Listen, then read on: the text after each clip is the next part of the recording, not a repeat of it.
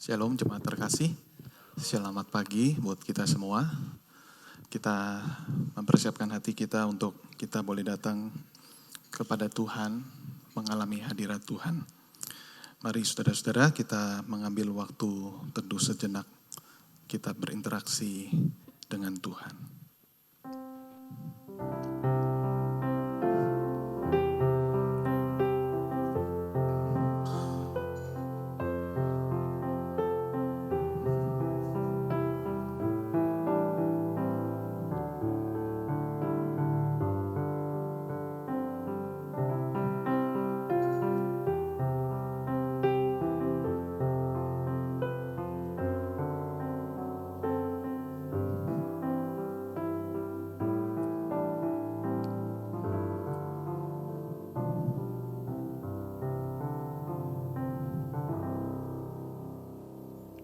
Mari saya undang setiap kita untuk bangkit berdiri. Dengarlah panggilan beribadah. Pertolongan kita adalah dalam nama Tuhan yang menjadikan langit dan bumi, yang setianya sampai selama-lamanya dan tidak pernah meninggalkan pekerjaan tangannya. Turunlah kiranya atas kita sekalian kasih karunia dan damai sejahtera dari Allah Bapa kita dan dari Tuhan kita Yesus Kristus. Amin. Mari jemaat Tuhan, kita mau tinggikan Dia, kita mau puji Dia. Kita tahu Tuhan hadir di Bait Kudus ini, di gereja ini. Mari kita berseru, berdoa dan bersujud menyembah kepada Dia pagi hari ini. Dan menikmati kehadiran Tuhan saat ini.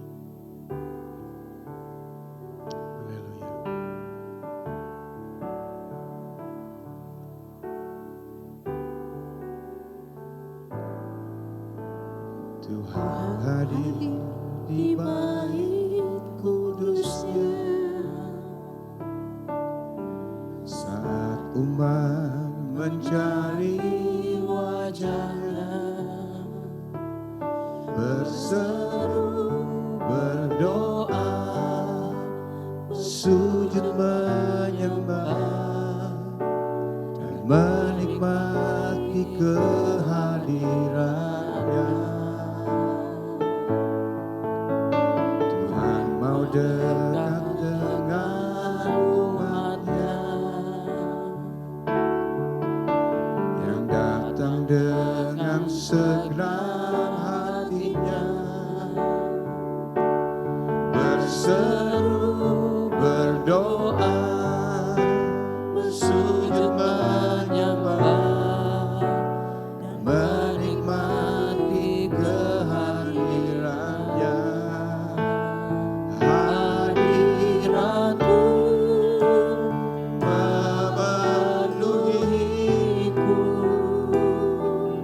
Hadirat Kudus-Mu penuhi bait-Mu dan ku tersungkur menyembah-Mu dan ku nampak hanya kemuliaan-Mu. Mari kita rasakan hadirat Tuhan. Tuhan hadir di Bait Kudus-Nya saat umat mencari wajah-Nya, berseru, berdoa, sujud menyembah dan menikmati kehadiran-Nya. Tuhan mau dekat dengan umat-Nya yang datang dengan segenap hatinya, berseru, berdoa, bersujud menyembah dan menikmati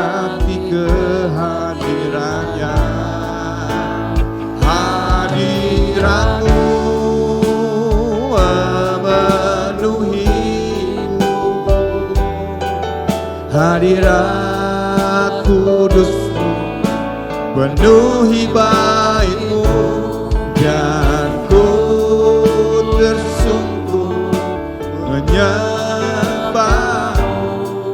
Yang ku nampak hanya kemuliaan-Mu. Hadirat-Mu memenuhiku, hadirat kudus-Mu penuhi bait-Mu, dan ku tersungkur menyembah-Mu. Yang ku nampak hanya kemuliaan-Mu. Hadirat-Mu memenuhiku. Benar Tuhan, Hadirat kudus-Mu penuhi bait-Mu, dan ku tersungkur menyembah-Mu. Yang ku nampak hanya kemuliaan. yang ku nampak hanya kemuliaan-Mu. Yang ku nampak hanya kemuliaan-Mu.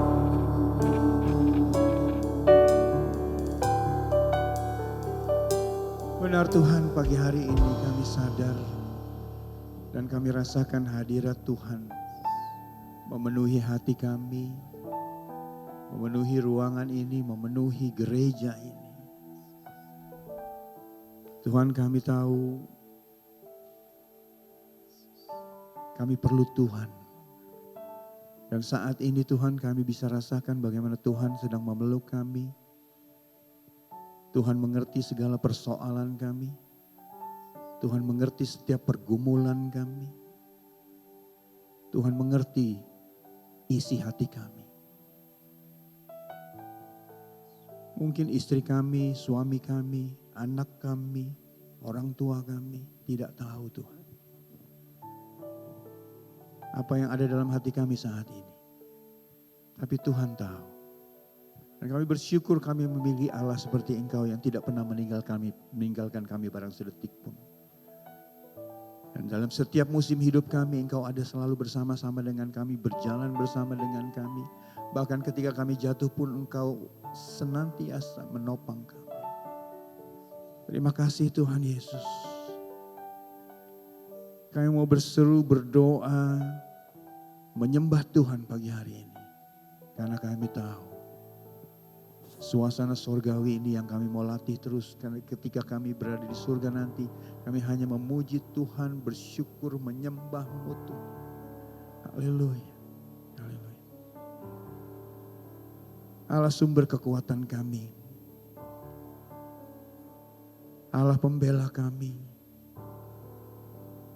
Terima kasih Tuhan, kami percaya pagi hari ini kami boleh keluar dari ruangan ini. Mendapatkan firman Tuhan, menyembah Tuhan, memuji-muji Tuhan, meninggikan Tuhan. Kami tahu ketika kami sedang mengangkat tangan kami memuji Tuhan, Engkau turun tangan menolong kami. Engkau turun tangan melilit kami, memberkati kami. Dan kami akan keluar dari ruangan ini dengan berkat yang baru yang daripada Tuhan. Haleluya. Terima kasih Tuhan Yesus. Biar senantiasa kemuliaan Tuhan memenuhi hati kami terus. Dan kami perlu Tuhan. Terima kasih Bapa di surga. Terima kasih untuk gereja ini. Terima kasih untuk hamba-Mu, Pendeta Jonathan Prasetya yang akan menyampaikan firman Tuhan pagi hari ini. Sembunyikan dia di belakang salib-Mu. Karena kami tahu firman yang keluar dari mulutnya berasal daripada Tuhan. Dan buat kami semua pribadi lepas pribadi. Terima kasih Bapa di surga. Terima kasih.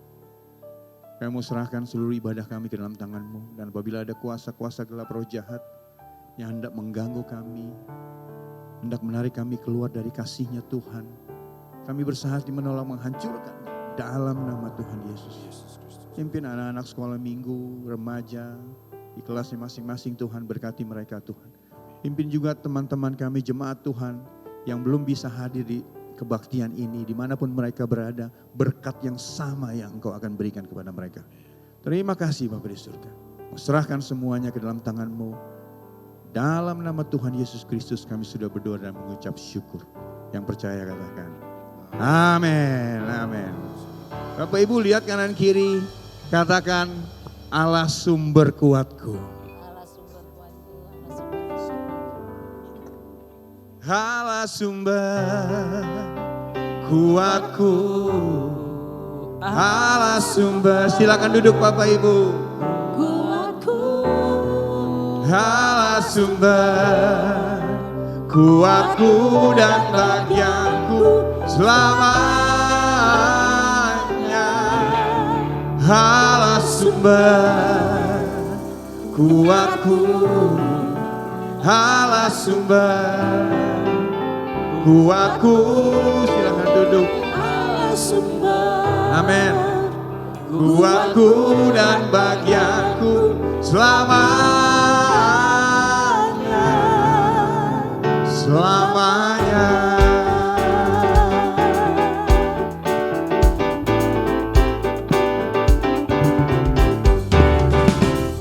Hanya Kau milikku di surga. Tiada yang ku ingini di bumi. Hanya Kau Tuhan. Tak ku andalkan kekuatanku.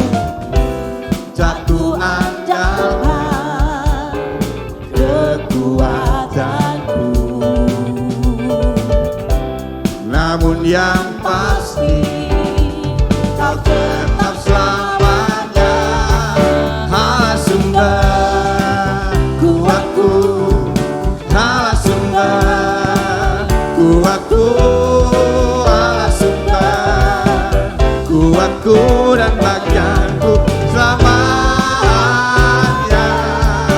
Allah sumber kuatku. Allah sumber kuatku. Allah sumber kuatku dan bagianku selamanya. Selamanya.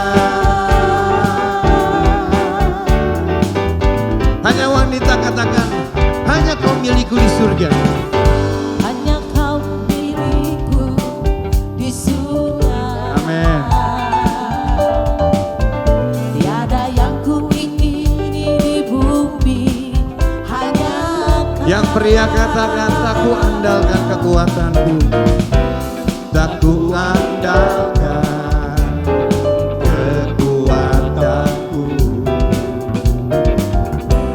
Namun yang pasti Kau tetap selamanya. Allah sumber kuatku. Allah sumber kuatku. Allah sumber. Amin. Kuatku dan bagianku Selamanya. Allah sumber kuatku. Allah sumber kuatku. Allah sumber kuatku dan bagianku selamanya. Allah sumber kuatku. Allah sumber kuatku. Allah sumber kuatku dan bagianku selamanya. Allah sumber kuatku. Allah sumber kuatku. Allah sumber kuatku dan bagianku selamanya. Selamanya. Selamanya. Selamanya.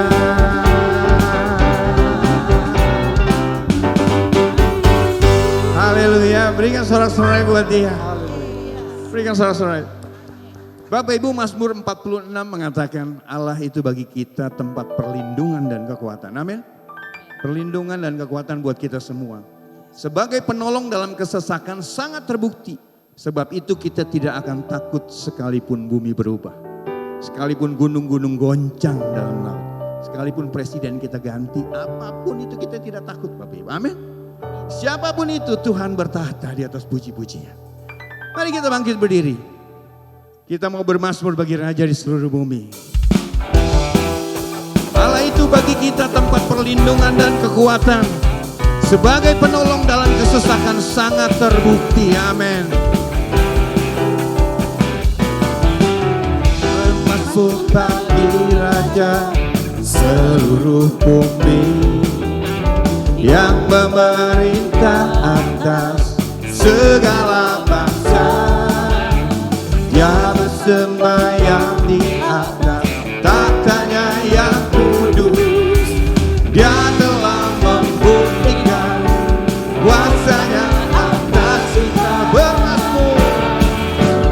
Bermazmur bagi Raja seluruh bumi yang memerintah atas segala bangsa.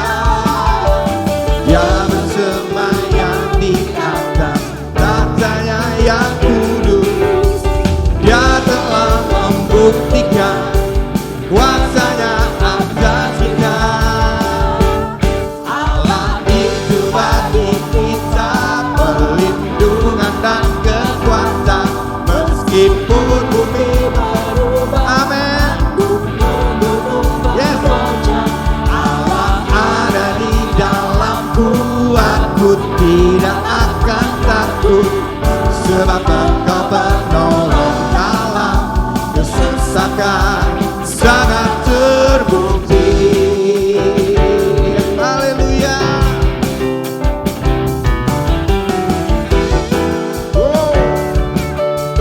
Mari kita bermazmur bagi Dia. Bermazmur bagi Raja seluruh bumi yang memerintah atas segala bangsa. Dia bersemayam di atas tahtanya yang kudus. Dia telah membuktikan kuasanya atas kita. Allah itu bagi kita perlindungan dan kekuatan. Bumi berubah Dan gunung-gunung bergoncang. Allah ada di dalamku, aku tidak akan takut. Sebab Engkau menolong dalam kesesakan sangat terbukti. Allah itu bagi kita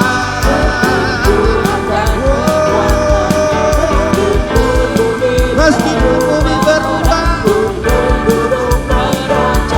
Allah ada di dalamku, aku tidak akan takut. Sebab Engkau penolong dalam kesesakan sangat terbukti. Allah itu bagi kita perlindungan dan kekuatan. Meskipun bumi berubah dan gunung-gunung bergoncang, Allah ada di dalamku, aku tidak takut Tuhan. sebab Engkau penolong dalam Kesesakan sangat terbukti. Allah itu bagi kita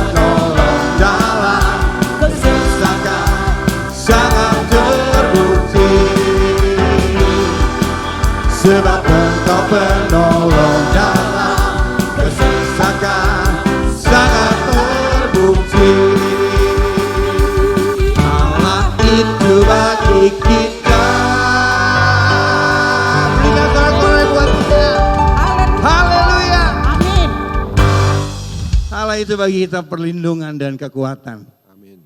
Meskipun bumi berubah, Dia tetap Allah kita yang memberi kekuatan kepada kita. Amin. Amin. Amin. Bapak Ibu silakan duduk.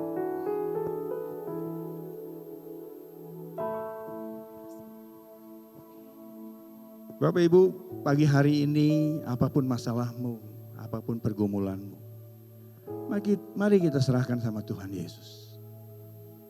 Segala perkara saudara dan saya, mari kita serahkan sama Dia. Dia akan membela kita. Segala kekhawatiranmu, mari kita taruh di bawah kakinya Tuhan. Karena Dia yang memelihara saudara dan saya. Amin.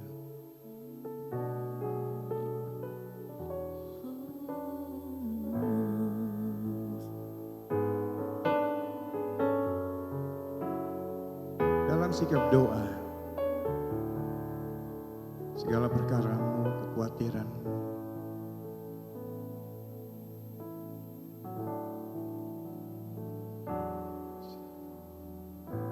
segala perkaraku ku serahkan padamu,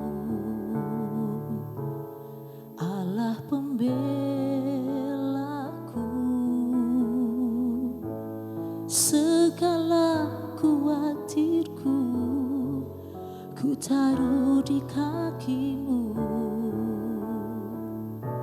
Allah pemeliharaku. Bila Kau yang membuka pintu, tak ada satu pun dapat menutupnya. Bila Kau yang mengangkat aku, tiada yang dapat merendahkanku.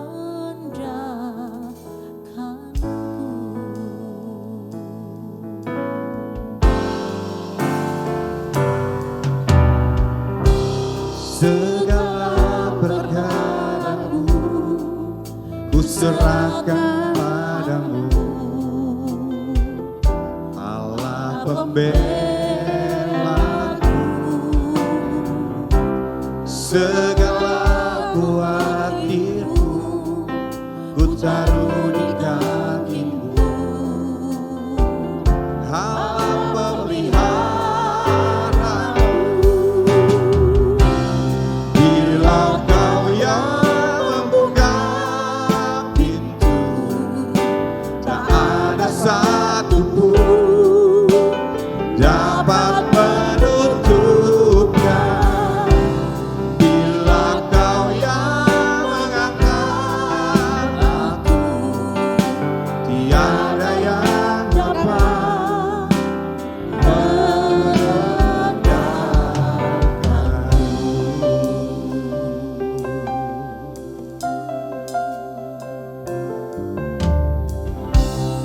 segala perkaraku ku serahkan padamu, Serahkan padamu, Allah pembelaku. Segala kuatiran segala khawatirku benar ku Tuhan, taruh di kakimu, Allah pemeliharaku. Bila Kau yang membuka pintu, tak ada satu pun dapat menutupnya. Bila Kau yang mengangkat aku, tiada yang dapat menutupnya.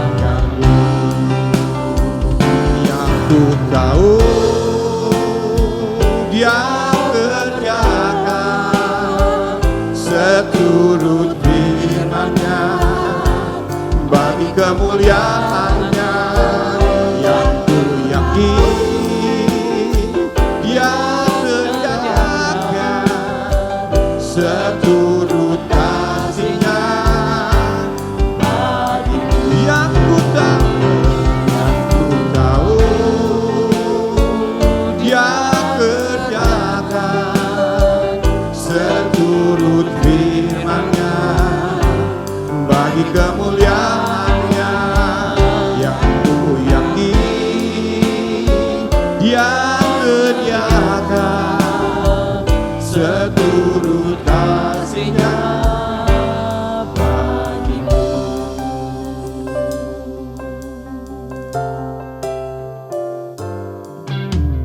Ku nantikan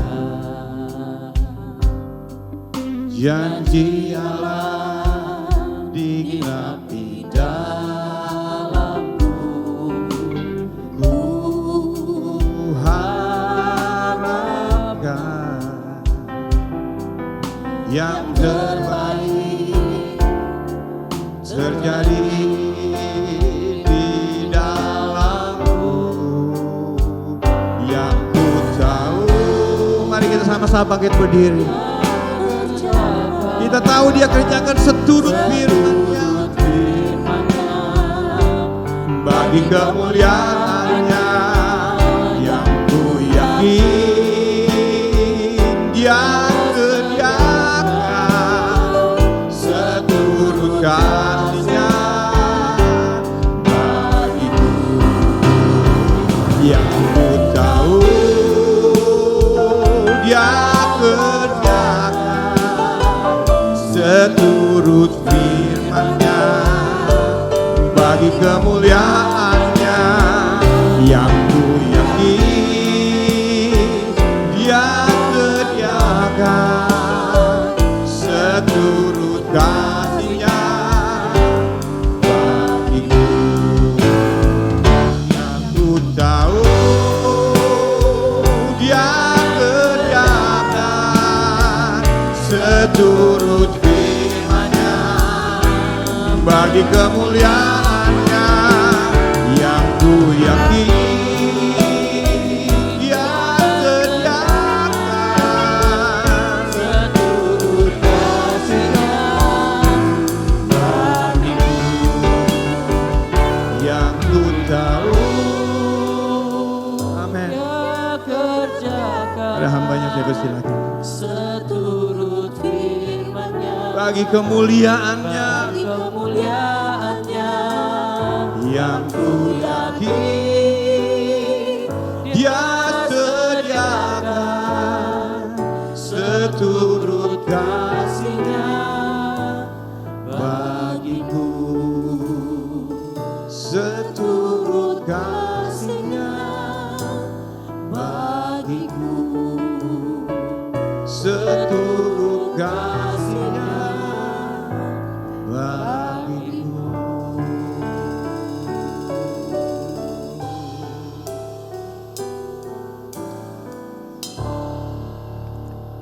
Mari kita satu dalam doa. Dan kami yakin ya Tuhan, kami bersyukur kami punya Allah yang berfirman. Dan firman-Mu itu akan tergenapi ketika kami memegang janji-Mu. Ada kuasa-Mu yang tercurah bagi setiap kami. Karena itu kami yakin ya Tuhan, firman Tuhan kekal adanya. Kami yakin ya Tuhan, firman Tuhan akan mengubah hidup setiap kami. Dan kami yakin firman Tuhan akan mendorong kami untuk kami mengerjakan pekerjaan baik untuk Tuhan dan sesama. Kami berdoa setiap kami yang akan dengar firman-Mu dan hamba-Mu yang berbicara, semua untuk kemuliaan nama Tuhan. Dalam nama Tuhan Yesus kami berdoa, kami bersyukur. Amin. Silakan duduk Bapak Ibu. Shalom, selamat pagi saudara terkasih. Berharap dalam keadaan yang baik-baik dan sehat-sehat untuk saudara semua. Baik saudara, kita akan melihat bagian firman Tuhan dari Yohanes pasal yang ke-20. Yohanes pasal yang ke-20 ayat 24 sampai 29. Mari kita membaca bagian firman Tuhan. Saya membaca ayat 24, Bapak Ibu Saudara membaca ayat 25 hingga ayat yang ke-29. Yohanes pasal 20 ayat 24 hingga ayat 29. Tetapi Thomas, seorang dari ke-12 murid itu yang disebut Didimus, tidak ada bersama-sama mereka ketika Yesus datang ke situ. Maka kata murid-murid yang lain itu kepadanya, kami telah melihat Tuhan. Tetapi Thomas berkata kepada mereka, sebelum aku melihat bekas paku dan tangannya, dan sebelum aku mencucukkan jariku ke dalam bekas paku itu, dan mencucukkan tanganku ke dalam lambungnya, sekali-kali aku tidak akan percaya. 8 hari kemudian murid-murid Yesus berada kembali dalam rumah itu dan Thomas bersama-sama dengan mereka. Sementara pintu-pintu terkunci, Yesus datang dan ia berdiri di tengah-tengah mereka dan berkata, damai sejahtera bagi kamu.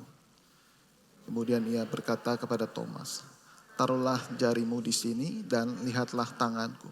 Ulurkanlah tanganmu dan cucukkan ke dalam lambungku. Dan jangan percaya lagi, melainkan percayalah. Thomas menjawab dia, ya Tuhanku dan Allahku. Kata Yesus kepadanya, karena kau telah melihat aku, maka kau percaya. Berbahagialah mereka yang tidak melihat, namun percaya. Demikian jauh pembacaan firman Tuhan. Berbahagialah setiap kita yang membaca, mendengar, merenungkan, dan melakukannya di dalam keseharian kita. Nah, saudara-saudara terkasih, pepatah berkata kegagalan itu adalah keberhasilan yang tertunda. Ada yang tidak pernah gagal di dalam hidup ini, boleh acungkan tangan. Saudara, saya rasa saudara dan saya pernah mengalami yang namanya kegagalan. Dan seorang berkata kegagalan itu sangat baik karena apa? Di dalam kegagalan itu akan menghancurkan dosa kesombongan. Lalu kemudian membangkitkan kecerdasan, bahkan menuntun di dalam kedewasaan. Jadi ini hikmat dari yang namanya kegagalan. Dan saudara, ketika seorang gagal 10 kali, lalu merasa dia sudah gagal, maka ada pepatah berkata, lihatlah ada orang lain yang sukses itu gagal lebih banyak daripada engkau. 10 kali gagal itu masih biasa, ada orang lain gagal 15 kali, bahkan puluhan dan ratusan kali. Nah saudara-saudara, ada beberapa nama saudara, mereka orang sukses tetapi sebenarnya mereka pernah mengalami kegagalan. Saudara pernah mendengar Bill Gates? Saudara pasti tidak asing dengan nama ini, seorang pendiri Microsoft, ia seorang yang masuk dalam daftar orang terkaya. Tetapi tahukah bahwa Bill Gates itu pernah tidak lulus kuliah, saudara-saudara. Kemudian dikeluarkan dari Harvard University pada masa awal perkuliahannya. Saudara, kemudian Albert Einstein, saudara pernah mendapatkan gelar Man of the Century karena kejeniusannya di dalam berpikir, saudara. Dia orang yang sangat pandai sekali melahirkan teori relativisme. Tetapi tahukah Anda bahwa Einstein itu pernah dikeluarkan dari sekolahnya pada usia 15 tahun. Dan kemudian Mark Zuckerberg, saudara tidak asing, saudara kalau menggunakan Facebook, dialah yang menciptakan, yang meng-create Facebook, saudara. Dia pernah dianugerahi sebagai orang kaya termuda di dunia beberapa waktu yang lalu. Namun sebenarnya, saudara, tahukah Anda bahwa Mark Zuckerberg itu tidak lulus kuliah karena dia dikeluarkan juga dari Harvard karena beberapa kasus. Saudara, saya bukan berarti anak muda tidak perlu kuliah, tidak perlu sekolah. Nah, saudara ya, seringkali diasosiasikan seperti itu. Tetapi kita melihat ternyata ada banyak kegagalan-kegagalan yang pernah terjadi di dalam kisah hidup yang orang sangat sukses, bahkan ternama sekalipun. Nah saudara-saudara, hari ini kita akan belajar dari kegagalan seorang murid Yesus, saudara-saudara, yaitu Thomas. Nah kalau kegagalan seringkali diasosiasikan ketika Yesus disalib itu dengan Simon Petrus yang menyangkal Yesus 3 kali. Tetapi seringkali saudara, murid yang bernama Thomas ini juga seperti murid yang gagal, yang seringkali seorang itu berkata bahwa jangan meniru seperti Thomas, ya. Berbagailah setiap mereka yang tidak melihat namun percaya. Seringkali dalam penampakan Yesus ini, Thomas ini dipersalahkan, saudara-saudara. Nah, kalau misalnya saudara-saudara kita itu salah melihat kegagalan seseorang, maka akan berdampak fatal, bukan? Dan saya ingin berkata, seringkali saudara-saudara kita salah di dalam melihat kegagalan seseorang, termasuk di dalam kegagalan Thomas. Mungkin kalau Thomas masih hidup pada hari ini, lalu kemudian di interview, kira-kira apa yang terjadi pada saat itu, saudara-saudara akan terbuka dan saudara akan, waduh, ternyata saya mungkin selama ini salah menilai Thomas. Guru-guru sekolah minggu, bahkan pengkhotbah, pendeta seringkali berkata bahwa jangan seperti Thomas yang melihat dulu baru percaya. Thomas akan komplain, saudara-saudara, kepada kita kalau kita mengatakan hal seperti ini. Kenapa? Simon Petrus melihat dulu baru percaya. Maria Magdalena melihat dulu baru percaya. 2 orang murid Yesus berjalan ke Emmaus, semuanya melihat dulu baru percaya. Bahkan di 1 Korintus 15 itu ada 500 orang yang menjadi saksi kebangkitan Kristus. Dan Rasul Paulus mencatat bahwa mereka melihat apa yang Yesus tunjukkan kepada mereka. Yesus menampakkan diri kepada mereka. Artinya saksi-saksi mata itu amat sangat penting. Berarti sangat wajar bagi Thomas untuk melihat dulu baru percaya. Nah, saudara-saudara, seringkali kita menyalahkan Thomas, saudara-saudara. Thomas mungkin bisa komplain kepada kita, lalu dia berkata bukan itu poinnya yang menjadi sorotan utama. Lalu kalau begitu kita bertanya, berbagailah mereka yang tidak melihat namun percaya itu apa? Itu berkata kepada mereka. Mereka itu siapa? Mereka adalah saudara dan saya, next generation setelah Thomas. Karena apa? Karena saksi-saksi itu sudah meninggal. Dan Yesus sudah terangkat ke sorga. Jadi kita akan sangat sulit sekali untuk melihat data-data yang di awal mula pada saat itu. Sehingga saudara kita perlu percaya tanpa melihat. Tetapi beda dengan Thomas. Butuh bukti, butuh data, butuh dia melihat baru percaya. Nah, saudara-saudara, kalau ini yang kita lihat dalam kegagalannya, maka kita juga akan gagal melihat Thomas sukses seperti apa. Bagaimana Tuhan membangkitkan Thomas? Bagaimana Tuhan mewujudkan hal yang indah di balik kegagalan Thomas? Nah, kalau begitu saudara-saudara, di mana letak kegagalan Thomas? Nah, ini yang akan kita bahas, kita pelajari pada hari ini. Di mana letak kesalahan dan kegagalan Thomas? Kita lihat ayat yang ke-24, dikatakan tetapi Thomas, seorang dari ke-12 murid itu yang disebut Didimus, tidak ada bersama-sama mereka ketika Yesus datang ke situ. Nah, saudara-saudara, kita tidak tahu secara pasti 100%, saudara-saudara, mengapa Thomas tidak ada bersama-sama dengan murid-murid yang lain. Tetapi kemungkinan besar Thomas itu sangat sedih. Dia mengurung diri, dia menyendiri sehingga tidak ikut perkumpulan daripada murid-murid lain. Kenapa dia sangat bersedih? Jelas karena mendengar berita kematian gurunya yang dia kasihi, saudara-saudara. Kenapa sampai bersedih seperti ini? Relasi keluarga bukan, begitu ya, papanya juga bukan. Tetapi kenapa punya kesedihan yang sangat mendalam seperti ini? Saudara ingat ketika Yesus memanggil murid-muridnya, ikutlah aku, kau akan kujadikan penjala manusia. Artinya saudara-saudara ketika mereka bersedia ikut Yesus, mereka meninggalkan segala-galanya. Mereka meninggalkan masa depannya, saudara. Dengan mereka yakin bahwa Yesus sang guru, sang Mesias ini akan membawa mereka dan memberikan masa depan yang cerah buat mereka. Jadi itulah yang menyebabkan, saudara, mengapa Thomas amat sangat bersedih. Saudara bisa bayangkan seorang istri yang ditinggal oleh suami, yang memberikan masa depan yang baik, memberikan bekal hidup yang baik, Saudara, tiba-tiba sang suami itu meninggal kena vonis penyakit yang tidak berapa lama kemudian Tuhan panggil dia pulang. Sedihnya sangat mendalam saudara-saudara. Dan inilah yang kira-kira dialami oleh Thomas dan juga murid-murid yang lain. Mereka seperti kehilangan arah. Mereka seperti tidak tahu apa yang harus mereka kerjakan ke depan. Mereka tidak tahu apa yang mereka harus lakukan untuk mewujudkan hidup mereka dengan keluarganya.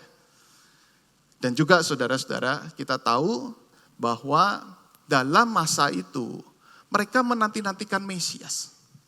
Murid-murid Yesus juga menanti-nantikan Mesias. Orang Yahudi menanti-nantikan Mesias. Dan mereka melihat bahwa karakteristik Yesus ini persis. Ini yang ditunggu-tunggu. Tetapi sayang mereka itu tidak yakin bahwa Mesias itu mati. Itu aja saudara-saudara. Semua karakteristik melakukan mujizat, mereka bisa mendengar pengajarannya, mereka bisa mendengar hikmatnya, wisdomnya sangat luar biasa, semua cocok. Tetapi kok mati, itu aja saudara-saudara. Sehingga saudara-saudara apa yang terjadi ketika Mesias itu mati, mereka seperti kehilangan kendali. Betul nggak ya? Ini Mesias yang dinanti-nantikan puluhan tahun bahkan ratusan tahun lamanya. Tetapi bukankah Yesus berkali-kali memperingatkan kepada mereka bahwa aku akan mati dan bangkit. Setuju saudara-saudara. Mungkin bisa 4 kali bahkan mungkin bisa lebih Yesus berkata seperti itu. Tetapi saya ingin mengilustrasikan seperti ini. Jikalau saudara sudah punya pemahaman puluhan tahun lamanya saudara, lalu diberikan pemahaman yang baru, mungkin cuma 10 kali saudara-saudara, saudara mungkin masih belum terbiasa dengan pemahaman baru tersebut, bukan? Kalau saudara selama ini memberi sesuatu dengan tangan kanan, lalu saudara menerima sesuatu itu dengan tangan kanan juga. Lalu saya memberikan sebuah pemahaman baru, bahwa selama ini kita ini salah memberi dengan tangan kanan. Selama ini yang benar, seharusnya adalah memberi dengan tangan kiri. Begitu ya, saudara kalau mau coba ya, saudara saya kasih tahu 5 kali kira-kira seperti itu. Lalu saya akan kasih kepada saudara dengan tangan kanan, saudara akan menerima dengan tangan kanan. Tetap, oh iya ya tangan kanan ya, harusnya tangan kiri, kan begitu kan? Nah saudara ini sama seperti murid Yesus. Yang sepertinya baru mendapatkan sebuah pemahaman 3 tahun bersama dengan Yesus. Mereka punya pengalaman-pengalaman yang lama. Puluhan tahun dari keluarganya bahkan ratusan tahun turun-temurun memang seperti itu. Mesias tidak pernah mati. Tetapi kok ada Mesias yang mati ini? Membuat saya ini sangat sulit untuk menerimanya. Jangan-jangan ini yang salah. Benar, mati. Mana yang benar, mana yang salah. Dan kami ada di dalam sebuah kegalauan, di dalam sebuah kesedihan yang sangat amat mendalam. Jadi saudara sebenarnya Thomas bersedih itu wajar, sangat amat wajar. Namun yang tidak wajar di sini yang menjadi kegagalan daripada Thomas adalah kesedihan yang berlarut-larut. Kesedihan yang sangat amat lama, yang berlarut-larut, yang Thomas tidak bisa menguasai kesedihannya. Itu yang tidak wajar saudara-saudara. Sehingga kita tahu firman Tuhan berkata, jangan kamu berduka cita seperti orang lain yang tidak mengenal Tuhan, yang tidak punya pengharapan. Bersedih boleh, tetapi jangan sampai tidak punya pengharapan. Dan inilah yang dialami oleh Thomas. Itu sebabnya Thomas menyendiri. Itu sebabnya Thomas tidak hadir dengan murid-murid yang lain. Mungkin saudara-saudara yang lain sudah kontak Thomas. Tom, ini Thomas ya, bukan Tommy saudara ya. Tom, ayo kita kumpul lagi. WA-nya gak dibales, gitu ya kira-kira ya. Baru habis itu di WhatsApp lagi saudara-saudara, kemudian tidak centang 2, artinya apa? Sudah dimatikan. Teleponin berulang-ulang begitu ya, ayo kita kumpul lagi. Ya ayo kita kumpul, kita doa lagi, kita percaya. Dan saya melihat Yesus benar-benar dia sudah bangkit, lu benar-benar sungguh luar biasa. Akhirnya Thomas itu mengurung diri dan tidak mau ikut dengan pertemuan teman-temannya itu. Nah saudara-saudara perhatikan di dalam kisah sebelumnya. Ketika seorang memutuskan akan hal ini seperti Thomas, punya dampak yang sangat besar. Dan dampaknya itu cenderung negatif. Ada banyak berkat yang spesial yang Tuhan nyatakan. Akhirnya Thomas tidak mendapatkannya. Saudara-saudara, kita melihat saudara bagaimana Tuhan ternyata memberikan damai sejahtera dalam konteks di dalam perikop sebelumnya. Waktu Yesus berkumpul dengan 10 murid minus Thomas minus Yudas. Betul ya, Yudas sudah bunuh diri. Thomas tidak hadir. Berarti Yesus bersama dengan 10 murid yang lain. Yesus ketika berjumpa di tengah-tengah mereka. Yesus memberikan damai sejahtera. Yesus memberikan sukacita dan mereka dicatat. Mereka bersukacita melihat Yesus. Dan ini semua kehilangan. Thomas skip akan hal ini saudara-saudara. Kenapa? Karena Thomas menjauhkan diri dari mereka. Ada banyak berkat rohani yang Tuhan nyatakan kepada mereka. Tetapi Thomas tidak mendapatkannya. Bahkan yang sangat penting, Yesus menghembusi kuasa Roh Kudus, saudara-saudara. Menghembusi artinya mereka diberikan kuasa, mereka diberikan penyertaan dengan luar biasa, saudara-saudara. Sehingga apa? Sehingga mereka mengalami sukacita di dalam Tuhan. Tetapi Thomas tidak ikut. Oleh karena itu di dalam Ibrani 10 ayat 25, saudara-saudara, dikatakan janganlah kita menjauhkan diri dari pertemuan-pertemuan ibadah kita. Seperti dibiasakan oleh beberapa orang, tetapi marilah kita saling menasehati. Semakin giat melakukannya menjelang hari Tuhan yang mendekat. Thomas skip akan berkat-berkat yang luar biasa. Jangan sampai saudara dan saya skip ketika Tuhan mencurahkan berkat-berkat rohani bagi setiap kita. Karena kita skip datang ibadah, skip datang pertemuan untuk kita belajar firman Tuhan. Skip untuk datang kita sungguh-sungguh berdoa bersama. Ada banyak berkat Tuhan yang Tuhan nyatakan. Nah tetapi saudara-saudara, bukan hanya berkat rohani itu di skip sama Thomas, tetapi hati Thomas berubah. Hati yang tadinya setia mengikut Tuhan. Hati yang sungguh-sungguh mau ikut kemanapun Tuhan berada. Bahkan bersedia ikut mati bersama dengan Tuhan. Tetapi saat itu hati Thomas itu rasanya sudah berbeda. Berbedanya di mana saudara-saudara? Berbedanya hatinya makin mengeras.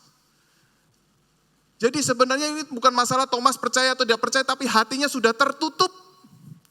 Thomas adalah orang yang kritis. Setuju? Maka dia menuntut bukti. Tetapi saudara ketika hatinya mengeras, dia menjadi skeptis. Apa bedanya kritis dengan skeptis? Dua ini mirip. Orang suka bertanya. Ada orang berkata ini kritis, tetapi ada satu lagi berkata ini skeptis. Saudara kalau kritis itu bertanya akan segala sesuatu. Kalau skeptis itu meragukan segala sesuatu. Banyak pertanyaan, tetapi dari hatinya motivasinya itu berbeda. Kritis, pengen tahu segala sesuatu. Skeptis, meragu-ragukan segala sesuatu termasuk Tuhan. Nah tadinya kritis, kemudian Thomas menjadi skeptis, saudara-saudara. Permasalahan di mana? Permasalahannya adalah hati yang kemudian tadinya hangat, lalu kemudian menjadi keras. Karena masalah hidupnya yang menekan dia memilih untuk menyendiri. Dia karena depresi tidak bisa menangani masalah tersebut, saudara. Dia memutuskan untuk menjadi skeptis. Nah di dalam kondisi seperti ini, saudara-saudara, sangat amat sulit untuk bisa menjangkau kembali. Tetapi kita sangat bersyukur dengan luar biasa Tuhan kita mengerjakan dan menjangkau Thomas kembali. Ini bukan soal tadinya gak mau ke gereja lalu diajak kembali. Tetapi ini masalah hati yang sudah keras. Hati yang sudah menolak Tuhan dan menutup akan keberadaan Tuhan. Tetapi di sini Yesus punya cara yang ajaib. Kita lihat cara yang pertama saudara-saudara. Apa yang Yesus kerjakan buat salah seorang muridnya ini.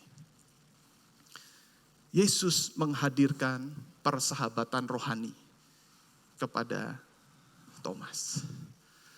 Yesus tahu Thomas butuh sekali sahabat-sahabat yang sejati. Karena itu Yesus tidak langsung menemui Thomas sendirian. Konseling yuk kita berdua pribadi yuk.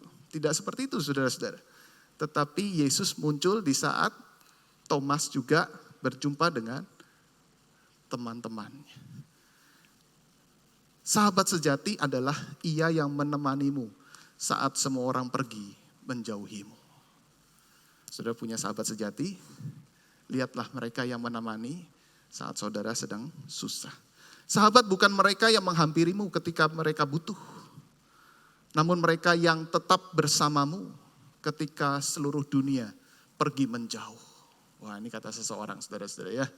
Jadi dua quotes ini ternyata mungkin terinspirasi dari Amsal 17 ayat 17. Mari kita baca sama-sama Amsal 17 ayat 17. Dikatakan seorang sahabat menaruh kasih setiap waktu dan menjadi seorang saudara dalam kesukaran. Saya percaya kuasa Roh Kudus yang sudah dihembuskan Yesus kepada murid-muridnya. Yang lain selain Thomas, murid-murid langsung terpikir kembali. Kita masih kurang satu teman kita. Thomas belum bersama dengan kita. Ayo ajak lagi, ajak lagi. Aduh udah susah diajakin, dimatiin HP-nya. Samperin rumahnya, kira-kira seperti itu ya. Nah kemudian ayo semuanya ajak. Dan akhirnya berhasil saudara 8 hari kemudian. 8 hari kemudian tuh hitungnya hari ini. Ya, nah hari ini dihitung berarti 7 hari kemudian. Berarti tepat di hari Minggu lagi. 1 minggu kemudian kira-kira seperti itu ya. Jadi mereka beribadah lagi plus Thomas, saudara-saudara. Dan luar biasa, saudara, mereka bisa berjumpa kembali, mereka kumpul kembali, mereka bersemangat kembali, mereka beribadah kembali, mereka berdoa kembali. Mungkin salah satu berkata, jangan sendirian terus di kamar, pandemi udah kelar, kira-kira begitu ya. Ayo balik ke gereja, balik ke gereja. Aduh enak di sini. Online, kira-kira begitu saudara. Gak tahu Thomasnya online bagaimana. Tetapi saudara pada saat itu kemudian mereka berkumpul kembali. Komplit pada saat itu saudara-saudara. Kemarin mereka bisa join dan hati Thomas mulai hangat. Nah saudara perhatikan. Hati Thomas melalui teman-temannya Thomas kembali dihangatkan. Dan pada saat seperti itu, Yesus muncul di tengah mereka.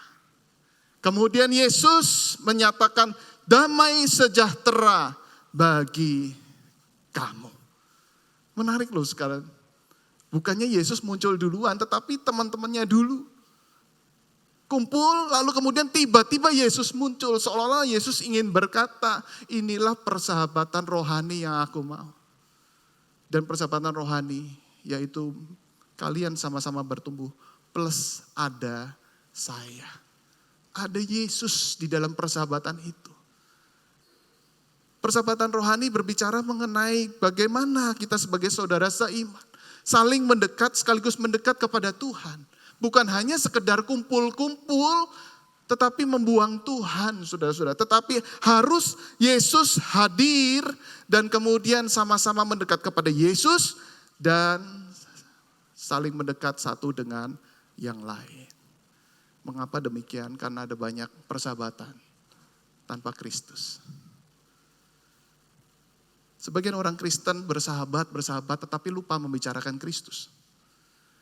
Sebagian lagi ada yang terus bersekutu dengan Kristus tetapi lupa bersahabat. Tetapi kisah ini sudah seolah-olah mengingatkan, ada teman-teman di situ saling menguatkan, plus Yesus, artinya dua-dua itu sama-sama penting. Dan Yesus ingin menunjukkan bahwa Kristus itulah sahabat sejati buat Thomas. Seolah-olah ingin berkata bahwa kalau kamu hanya kumpul dengan teman-temanmu, tanpa aku tak mungkin kau mendapatkan persahabatan yang sejati. Harus ada aku di dalamnya. Yohanes 15 ayat 13. Tidak ada kasih yang lebih besar daripada kasih seorang yang memberikan nyawanya untuk sahabat-sahabatnya. Kristus sudah berbicara mengenai hal ini jauh-jauh hari, saudara-saudara. Bahwa akulah sahabat sejati buat engkau. Karena apa? Karena aku akan memberikan nyawanya untuk engkau para sahabat. Bahkan Amsal, saudara, ini sangat kristosentris sekali. Dikatakan seorang kawan memukul dengan maksud baik, tetapi seorang lawan mencium secara berlimpah-limpah. Ini sahabat sejati. Kalau ada kawan mengkritik saudara dengan maksud baik, terima dia sebagai sahabat. Tetapi kalau seorang musuh itu memuji, mencium, tetapi dengan maksud yang tidak tulus. Tetapi apa yang Kristus lakukan, saudara-saudara? Kristus sebagai sahabat yang sangat amat baik itu, dia membiarkan dirinya dipukuli, bahkan sampai terluka, sampai mati di atas kayu salib. Dan luka-lukanya itu oleh bilur-bilurnya, sahabat-sahabatnya menjadi sembuh. Sangat luar biasa, saudara, apa yang Kristus lakukan buat setiap kita. Dia membiarkan dirinya terluka supaya luka-luka kita disembuhkan. Karena Kristus, saudara, kita bisa bersahabat tanpa takut terluka. Karena Kristus kita dapat bersahabat tanpa takut ditolak. Karena Kristus kita dapat bersahabat tanpa takut dibeda-bedakan. Kaya, miskin, pandai, berpendidikan. Dan karena Kristus kita dapat bersahabat dan tidak akan pernah sendirian. Karena apa? Karena Kristus sahabat sejati kita.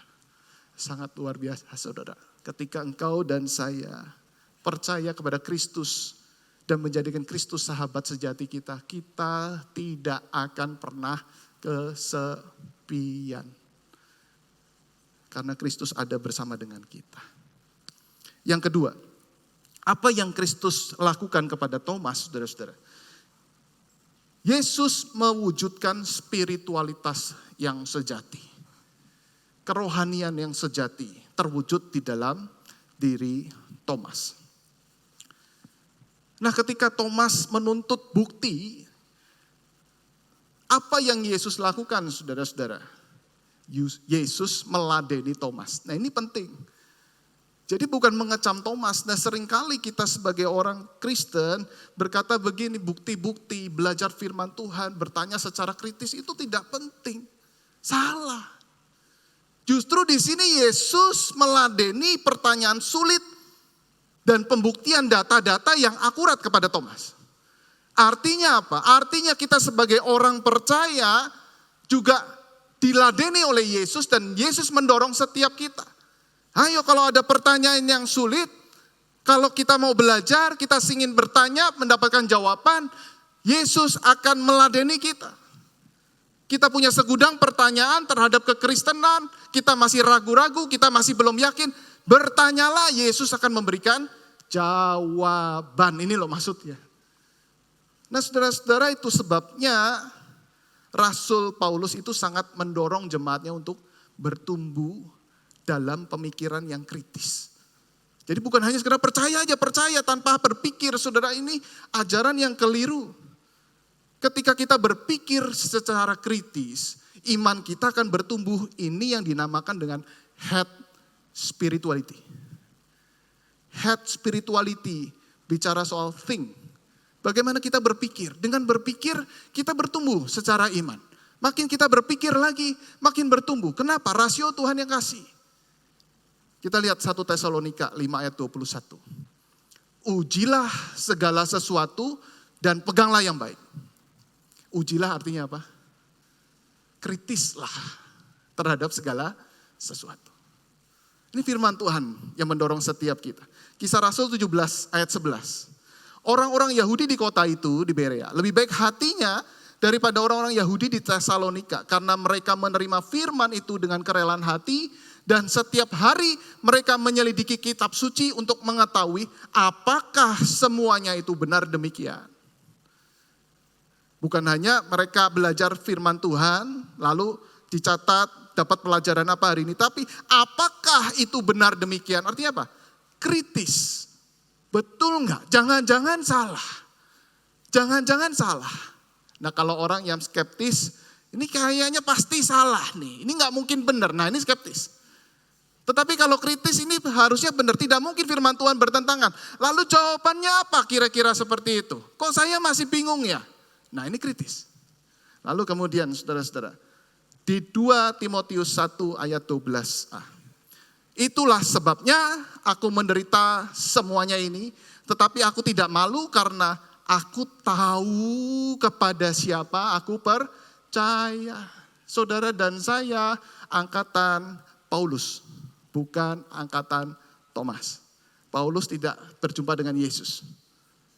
Tetapi Paulus berkata,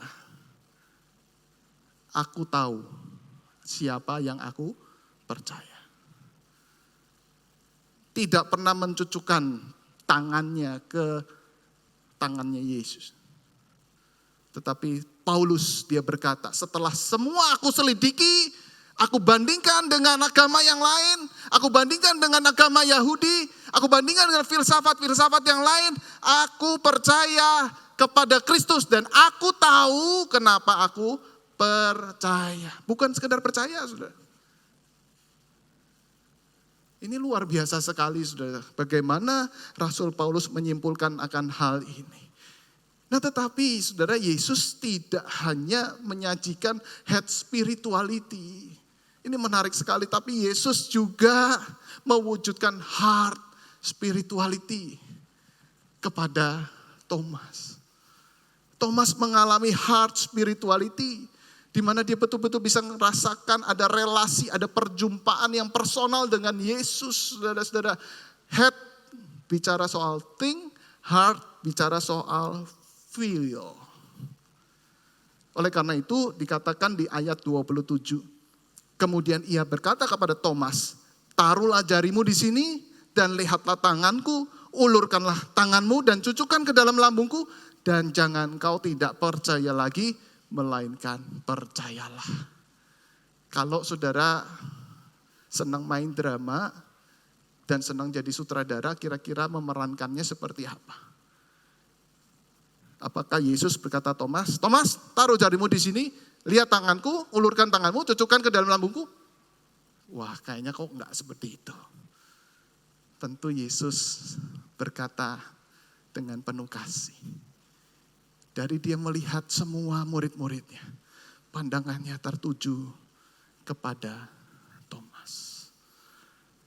Thomas yang tadinya penuh dengan arogan, sangat confident kalau Yesus itu tidak bangkit. Tetapi Yesus menatap dengan penuh kasih. Lalu dia berkata, Thomas, taruh jarimu di sini. Lihat tanganku. Dan cucukkan ke dalam lambungku. Jangan sampai engkau tidak percaya. Yesus bicara secara personal. Yesus bicara secara relasional. Bukan dari kata orang, tapi aku menjumpaimu secara pribadi. Inilah yang dinamakan dengan heart spirituality. Yesus berkata melalui hatinya. Dan saudara, menarik sekali di sini. Thomas menjawab apa kepada Yesus?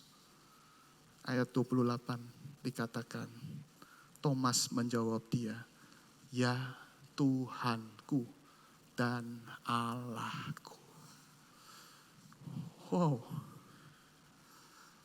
Bukan Tuhan dan Allah, tetapi Tuhan. Engkau Tuhanku. Kita bisa menyebutkan Yesus Tuhan. Allah, Raja yang perkasa. Tetapi pertanyaannya, apakah saudara menyebut Yesus Tuhanku? Bahkan dengan head spirituality, Thomas berkata Tuhan plus Allah ditambahkan. Ini pengetahuan teologisnya luar biasa. Tetapi bukan hanya sekedar pengetahuan teologis. Tetapi ada pengalaman, perjumpaan dengan Tuhan. Dia berkata, ya Tuhanku dan Allahku. Ini mirip seperti pemazmur, saudara-saudara. Dia berkata, Tuhan adalah gembalaku. Pemazmur di bagian lain, dia juga berkata, Tuhan adalah gunung batuku. Tuhan adalah keselamatanku. Tuhan adalah kota bentengku. Dan Thomas dengan hatinya berkata, Tuhan, Engkaulah Allahku dan Tuhanku. Dari pemahaman secara kognitif yang bertumbuh, Tuhan menjumpai hatinya untuk diubahkan. Sehingga saudara-saudara sangat luar biasa sekali. Thomas menjadi seorang yang memiliki spiritualitas yang utuh, yang sejati. Dari head turun menjadi heart, lalu kemudian dia punya hands spirituality. Hands spirituality itu apa? Bagaimana apa yang dari pikiran dan hati itu terwujud di dalam tindakan. Bagaimana tindakan Thomas setelah itu kita tahu melihat catatan sejarah. Mereka mencatat Thomas menjadi misionari di India. Ia datang ke kawasan tersebut pada tahun 52 Masehi untuk menyebarkan kekristenan, saudara-saudara. Tidak mudah hidupnya. Tempat penginjilannya itu kemudian dijadikan gereja. Dan kita tahu masih ada gereja tersebut di India. Dan gereja itu bernama Basilika Santo Thomas. Dan di dalam salah satu ruangan ada makamnya Rasul Thomas. Dan di dalam sebuah ruangan yang lain ada lukisan besar yang menggambarkan Rasul Thomas itu tengah berdoa. Di belakang tubuhnya itu ada seorang yang menghujamkan tombak kepadanya. Dan itulah cara dia mati martir untuk mengasihi Tuhan, untuk melayani Tuhan. Dan mendedikasikan hidupnya kepada Tuhan. Setelah Tuhan jamah pikiran, jamah hati, dia melakukan tindakan yang luar biasa kepada Tuhan. Sehingga ayat ini menjadi penutup untuk setiap kita. Dan mungkin Thomas mengingat perkataan Yesus ini. Markus 12 ayat 30, mari kita baca bersama-sama. 1, 2, 3. Kasihilah Tuhan Allahmu dengan hatimu dan dengan segenap jiwamu, dengan segenap akal budimu, dan dengan segenap kekuatanmu. Complete head, hands, heart, spirituality. Bagaimana kita mengasihi Tuhan kita. Maukah saudara-saudara kita bertumbuh untuk sungguh-sungguh kita mengasihi Tuhan lebih dalam lagi. Jangan kita ada di zona nyaman. Di zona nyaman maksudnya apa?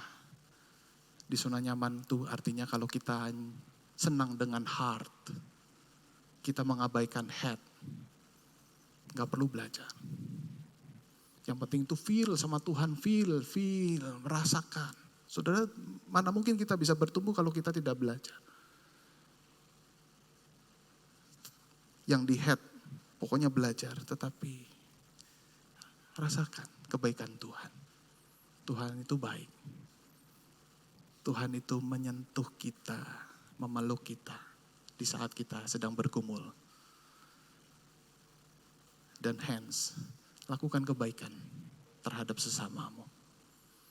Mari kita tunduk kepala, kita berdoa.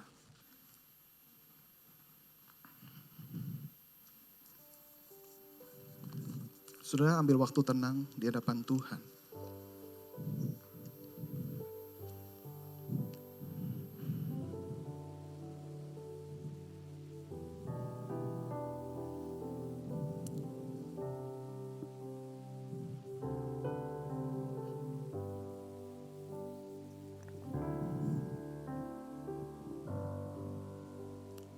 Aku percaya aku aja, Kau turun tangan memulihkanku. Aku percaya Tuhanku dahsyat, Kau turun tangan memberkatiku. Aku percaya Tuhanku ajar, Kau turun tangan memulihkanku. Aku percaya Tuhan. Tuhanku dahsyat, Tuhan kita dahsyat. Kau turun tangan Kita bangkit berdiri. Tiada yang seperti itu. Katakan dengan sungguh di hadapan Tuhan. Tiada yang seperti Engkau, begitu mengasihiku. Kau Tuhan sanggup menjawab semua seru doaku. Aku percaya Tuhanku aja, Kau turun tangan memulihkanku. Aku percaya Tuhanku dahsyat, Kau turun tangan memberkatiku. Aku percaya Tuhanku ada, Kau turun tangan memulihkanku. Aku percaya Tuhanku dahsyat, Kau turun tangan memberkatiku. Ya Tuhan, di sini kami berdiri sebagai anak-anak-Mu yang percaya kepadamu. Percaya bukan hanya sekedar percaya. Percaya ya Tuhan ketika kami mau mengerti bagian firman Tuhan. Percaya ketika kami juga bisa menjelaskan kepada orang-orang sekitar kami mengapa kami percaya. Percaya dengan kami bisa membedakan mana benar, mana salah. Tolong kami Tuhan, untuk kami boleh bertumbuh di dalam iman dan kerohanian kami. Bukan sekedar percaya, bukan sekedar kami mengikut Tuhan, tetapi kami mau belajar mengenal lebih dalam. Kami mau belajar mendekat kepada Tuhan.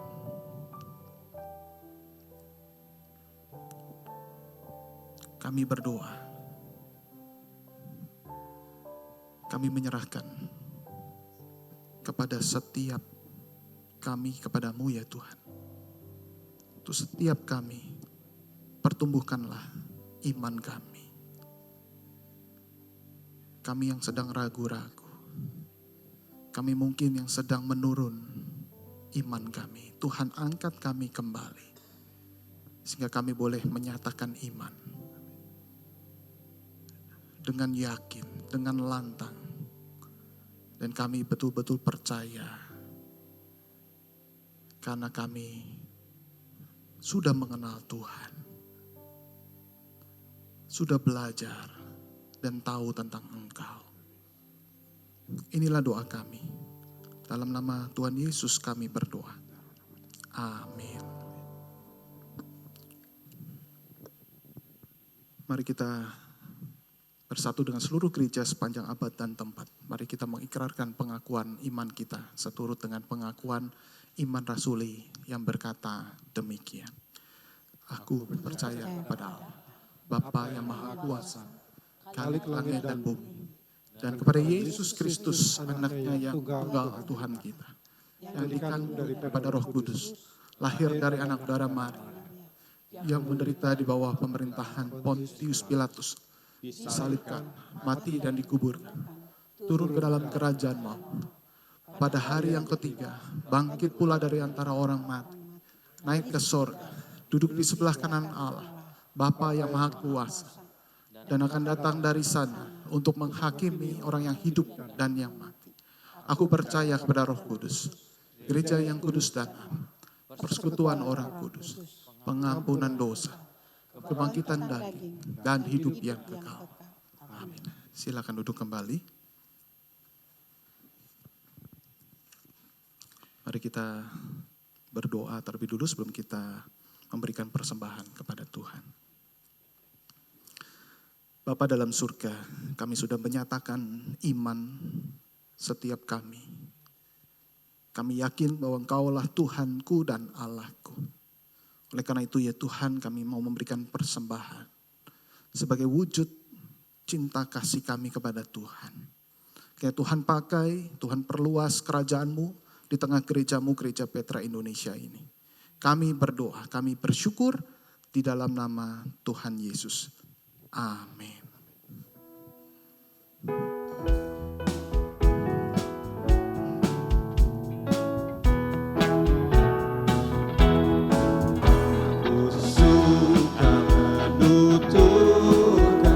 Cerita mulia, cerita Tuhan Yesus dan cinta kasih-Nya.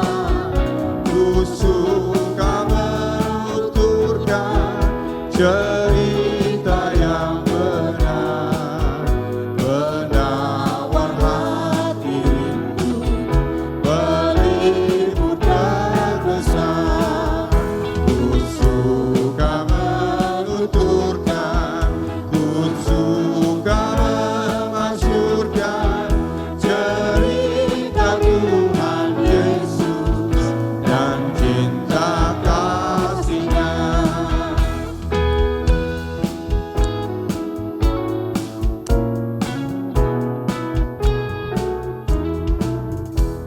Suka menuturkan cerita mulia yang sungguh melebihi impian dunia. Ku suka menuturkan semua padamu, sebab cerita itu membawa selamatku. Ku suka menuturkan, ku suka memasyurkan cerita Tuhan Yesus dan cinta kasih-Nya.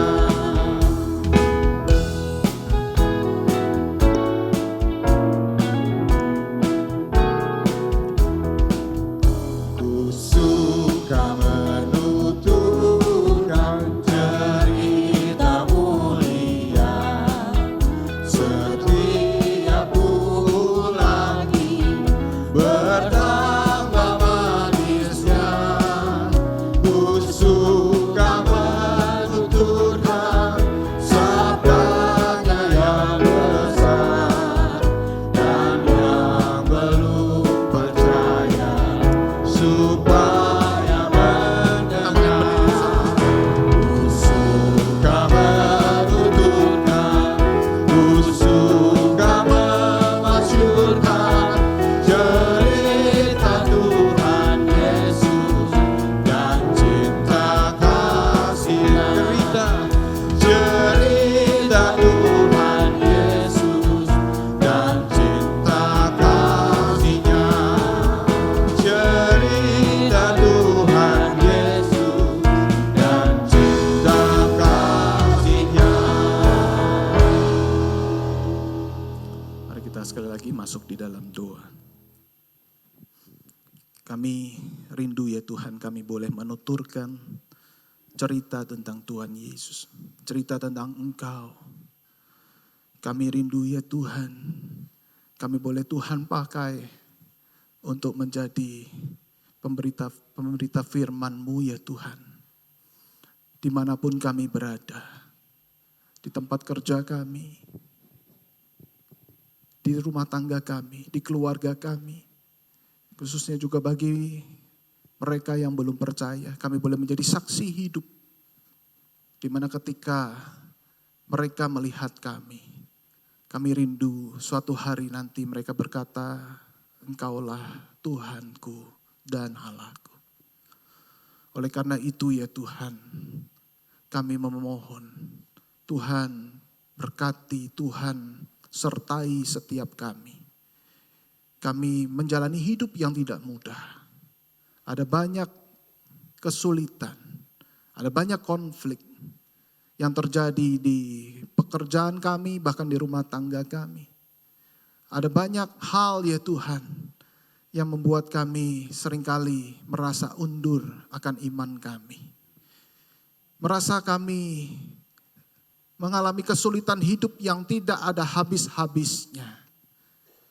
Dan mungkin kami seperti Thomas yang menarik diri dari persekutuan, dari perkumpulan-perkumpulan ibadah.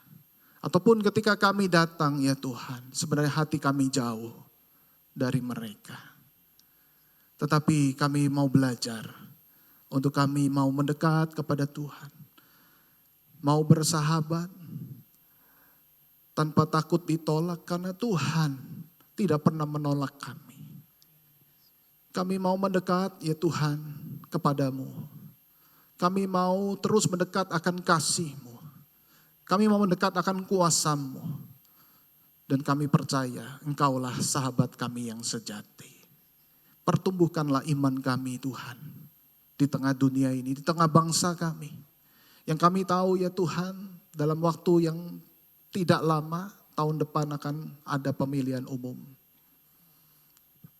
Kami akan memilih presiden yang sesuai dengan kehendak Tuhan. Dan kami tidak tahu siapa yang terpilih. Dan ada banyak partai, banyak pihak yang mengusulkan banyak kandidat. Tetapi kami percaya kiranya hikmat-Mu atas setiap kami, atas setiap bangsa kami boleh turun. Sehingga mereka boleh tercelik hatinya memilih untuk presiden adalah wakil rakyat, mengasihi rakyat, takut akan Tuhan. Kami berdoa ya Tuhan, setiap persiapan yang ada, berikan damai sejahtera. Persiapan-persiapan menuju pemilihan umum di tahun mendatang ya Tuhan. Tuhan yang pegang kendali. Tuhan yang sertai bangsa kami. Tuhan juga pakai orang-orang Kristen, pakai setiap kami untuk menjadi saksi daripada kabar sukacita. Yaitu Tuhan kami yang telah mati dan bangkit bagi setiap kami.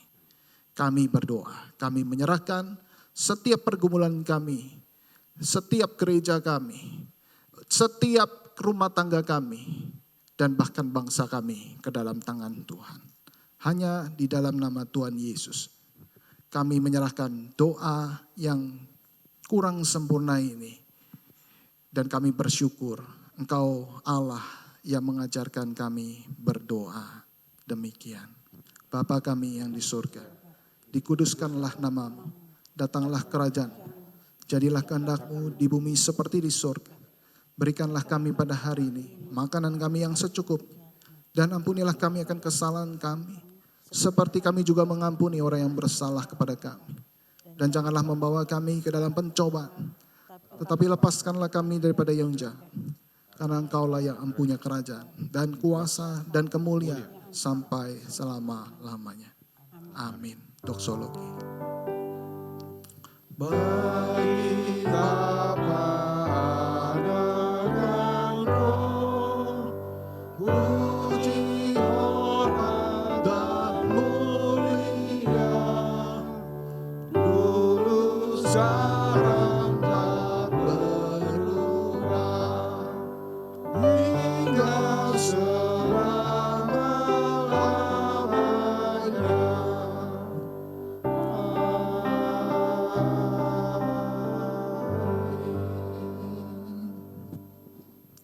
jemaat terkasih, pulanglah dan terimalah berkat dari Allah Tritunggal.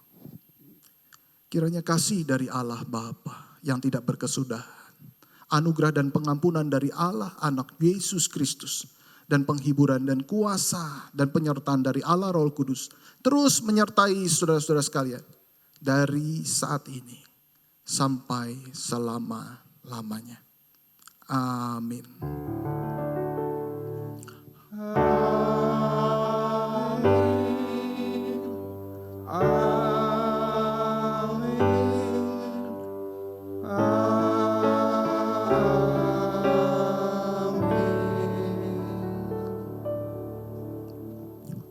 Amin. Silakan duduk saat teduh. Tuhan memberkati.